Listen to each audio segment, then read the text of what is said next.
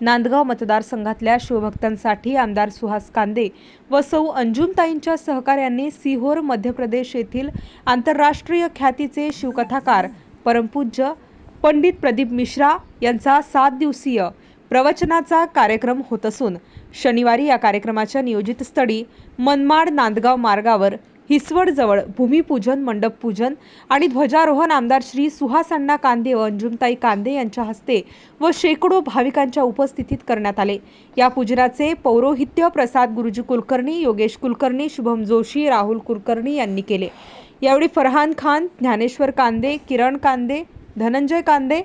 कुमार देवा कांदे, प्रमोद भाबड, दीपक मोरे, विष्णू निकम, सुधीर देशमुख, राजेंद्र देशमुख, जीवन गरुड, यज्ञेश कलंत्री, आनंद चांडक, शशी सोनवणे, राजाभाऊ भाबड, सुनील जाधव, शुभम आव्हाड, रोहिणी मोरे, ॲडव्होकेट विद्या कसबे, योगिता बच्छाव, माया शेळके, भारती बागोरे, निशा चौहान, नेहा कोळगे, सुनील जाधव, संतोष कांदे, डॉक्टर प्रभाकर पवार, भरत पारख, राजू परदेशी आदींसह शिवसेनेचे पदाधिकारी, महिला आघाडीच्या पदाधिकारी उपस्थित होते। नाशिक स्टार न्यूज साठी बाबासाहेब कदम, नांदगाव।